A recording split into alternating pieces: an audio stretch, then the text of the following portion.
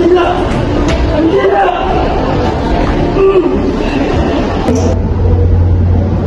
afternoon, Mr. Bartal, and good afternoon, Attorney. Good afternoon, Angie. Good afternoon, I am Attorney Jenny Consillas. I am here to represent my client, and we will only answer the question from the episode. So, please proceed.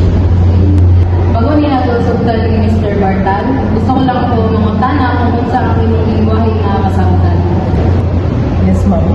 Ako ang nasagdan, ma'am, kay saya lang mo. Sige, so, kabalo ka ba sa imong rights, Mr. Bartal? Wala biya, ma'am. So, Mr. Bartal, karon under ka sa custodial investigation.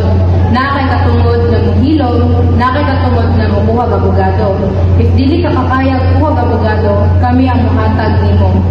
Maski unsa imong ingon o buhaton, kay pwede kini gamiton laban nimo. Kasabot ba ka, Mr. Bartal? Yes, ma'am.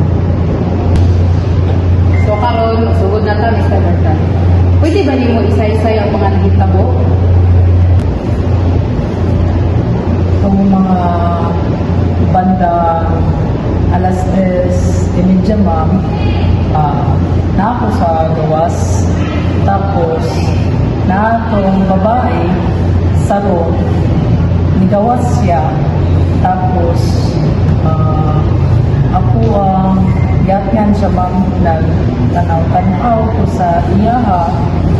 Kay ako yung noon na dito, ma'am, naganahan ko siya pag kay lisod mo pero tapos gusto lang na ako tukaon mo ba kay para lang ako nakapambayad sa ako ang exam.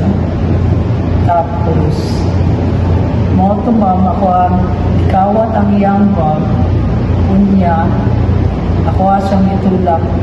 Tapos mo na to, ma'am, dagan ko na kasi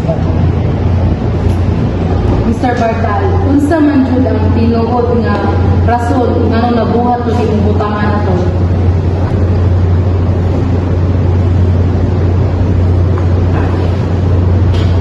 tinuod nga